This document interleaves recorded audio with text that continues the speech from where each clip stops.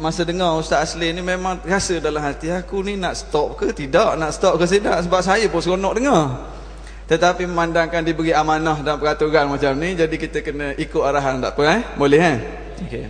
Masa Ustaz Asli duk bercakap nyanyi lagu Bollywood, saya terlintas dalam hati, agak-agak lepas ni Ustaz Azhar nyanyi lagu K-pop kot. Tapi tak tahulah. Jadi alhamdulillah kita selesai bersengau pertama berkenaan dengan isu orang tak nak beranak ramai tadi. Memang saya terbaca ada satu kajian di sebelah negara Eropah, populasi masyarakat negara dia dari tahun ke tahun semakin berkurang. Penduduk rakyat di Eropah dikira semakin berkurang. Yang meninggal ramai, yang baru lahir ada, tapi tak boleh cover jumlah yang meninggal.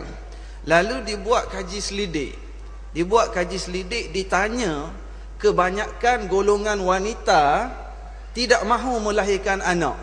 Dia tak nak melahirkan anak. Bila ditanya kenapa tak nak bersalin, dibuat interview, kuesioner diedar, soal selidik diedar. Kebanyakan orang perempuan tak nak melahirkan anak.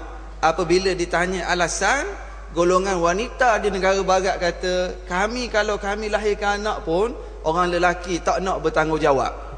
Kami yang terpaksa besar, kami terpaksa susah payah jaga anak-anak ni. Jadi buat apa kami bersalin? Lalu soal selidik diedarkan di kalangan orang lelaki dan ditanya, kenapa golongan lelaki pandai buat kerja je, tak nak bertanggungjawab pada anak yang dilahirkan? Lalu jawab kebanyakan golongan lelaki, anak yang dia mengandung tu kami tak tahu anak siapa. Dah second hand, third hand dah.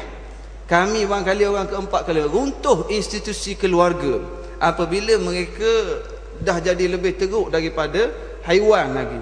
Haiwan kalau lembu jantan, dia cari lembu betina Kambing jantan cari kambing betina. Ada tak kambing lelaki cari kambing lelaki? Tak ada. Tetapi barat pada hari ini mereka lebih teruk daripada binatang. Bagaimana Allah Ta'ala menyebut ulaika kal an'am bal hum adal. Moderator malam ni buka pena. Jadi seterusnya untuk soalan yang kedua. Tak ada orang Petaling Jaya moderator ni, orang Kuala Terengganu pula jadi moderator. Gini Ustaz, tajuk kita malam ni anak isteri yang bertuah. Kita minta kalau boleh Ustaz terang pada kita malam ni benda makna tuah ni. Apa yang dimaksudkan dengan bertuah? Adakah tuah ni harta banyak? Ataupun adakah tuah ni semata-mata anak pakat masuk universiti belaka? Ataupun adakah tuah ni boleh Ustaz sebagai menantu?